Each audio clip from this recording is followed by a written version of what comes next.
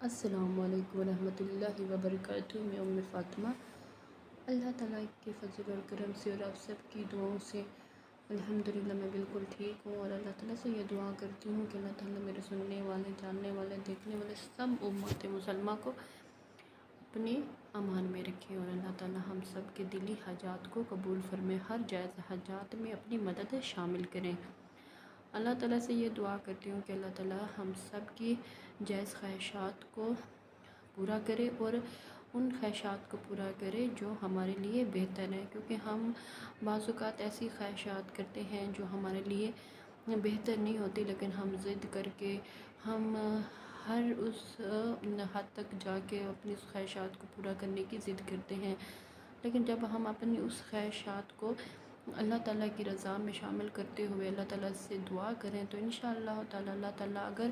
ہمارے حق میں بہتری ہوگی تو انشاءاللہ وہ دعا ضرور قبول ہوگی۔ لیکن ہم یہ بھی سوچیں کہ یہ اللہ تعالیٰ کا وعدہ ہے ہم سے کہ ہماری کوئی دعا رد نہیں ہوتی، اور ہر وہ دعا جو قبول نہیں ہوتی وہ اللہ تعالیٰ کے پاس جمع ہو جاتی ہے، اور اس کا بدلہ اللہ تعالیٰ ہمیں بہتری کی صورت میں عطا فرماتے ہیں۔ اور کبھی کبھی بعض اوقات ایسا ہو جاتا ہے کہ ہماری جو ہم جس چیز کے لیے تڑپ رہے ہوتے ہیں، جس چیز کے لیے کی تمنا کر رہے ہوتے ہیں، جس چیز کی ہم خواہش کر رہے ہوتے ہیں اور دن رات دعائیں کر رہے ہوتے ہیں، لیکن ہمیں پتہ نہیں ہوتا کہ ہمارے لیے وہ بہتر ہے یا نہیں، لیکن جب ہم ضد کر کے اپنی وہ خواہش پوری کرواتے ہیں، اور اللہ تعالیٰ بھی ہماری بعض اوقات وہ ہماری جائز ناجائز حاجات پوری کرتے ہیں، تو جب ہم اس کا رزلٹ بعد میں فیوچر میں دیکھتے ہیں تو ہمیں اندازہ ہوتا ہے کاش ہم اس چیز کی دعا ہی نہ کرتے، کاش ہم اس چیز کی خواہش ہی نہ کرتے۔ تو اللہ تعالیٰ ہمیں یہ دکھاتے ہیں کہ میں نے تمہاری یہ خواہش پوری کی کیونکہ تم ضد کر رہے تھے، تم بار بار حاجت طلب کر رہے تھے، لیکن پھر میں نے سوچا کہ آپ کی یہ حاجت پوری ہو جائے، یہ خواہش پوری ہو جائے، لیکن جب ہم دیکھتے ہیں کہ جب وہ خواہش ہمارے لیے وبال جان بن جاتی ہے تو ہم سوچتے ہیں کہ واقعی ہر کام میں اللہ تعالیٰ کی بہتری ہوتی ہے، اور اللہ تعالیٰ سے ہمیشہ یہ دعا کرتی رہنی چاہیے کہ یا اللہ ہم یہ خواہش تو کر رہے ہیں، لیکن اگر یہ خواہش ہمارے حق میں بہتر ہے تو ہماری یہ خواہش پوری ہو جائے، اگر ہمارے حق میں یہ خواہش بہتر نہیں ہے تو ہمارے دل سے اس کی حاجت اور اس کی خواہش نکال دیں، اور ہمیں اس کے لیے تیار کریں کہ جو ہمارے لیے بہتر ہے، اور اگر وہ خواہش جس کے لیے ہم تڑپ رہے ہوتے ہیں، جس کے لیے ہم کر رہے ہوتے ہیں خواہش کو، اگر وہ ہمارے لیے بہتر نہیں ہے، اگر وہ ہمارے لیے ضروری نہیں ہے، تو یا تو ہمیں اس چیز کا صبر دے دے یا پھر ہمارے دل سے وہ خواہش کو نکال دے، تو انشاءاللہ تعالیٰ اللہ تعالیٰ اپنی رضا کو دیکھتے ہیں، جب وہ یہ دیکھتے ہیں ہمارے رب، جب ہمیں دیکھتے ہیں کہ میرا جو بندہ ہے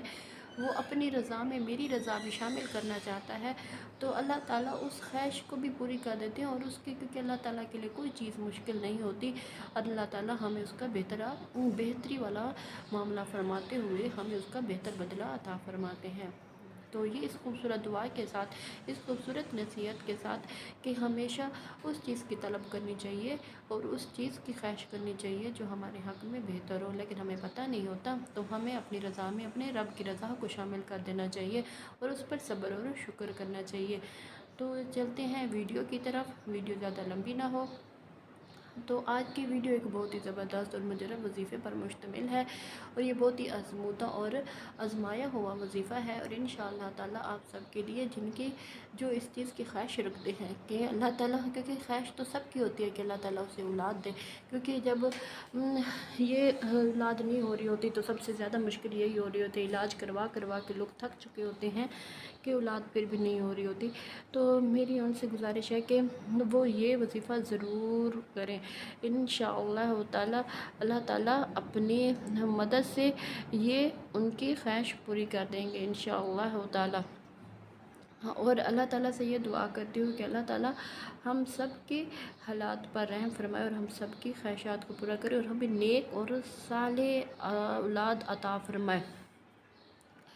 اللہ تعالیٰ سے یہ دعا کرتی ہوں کہ اللہ تعالیٰ ہم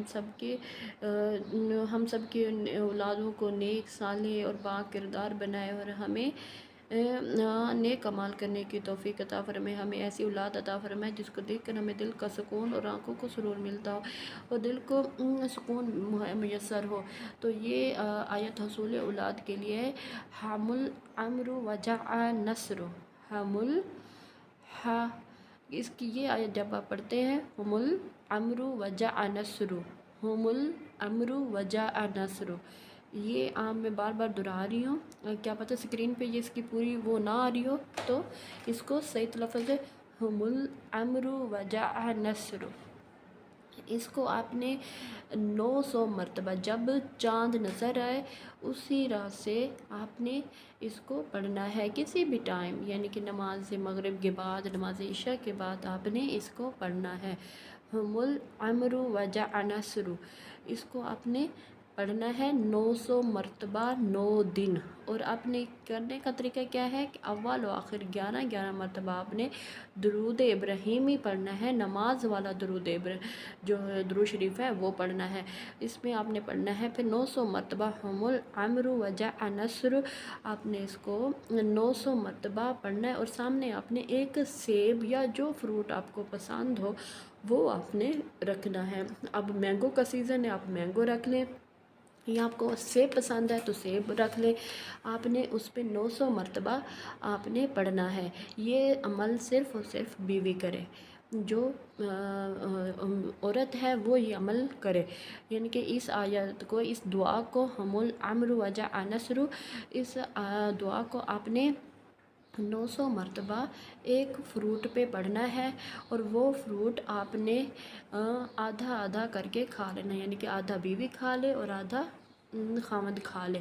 और उसके बाद खाकर अल्लाह ताला से गिड़गिड़ाते हुए, अपने आजिज़ी और इनकिसारी का इजहार करते हुए और अपने गुनाहों पर तौबा ताइब होते हुए अल्लाह ताला से अपने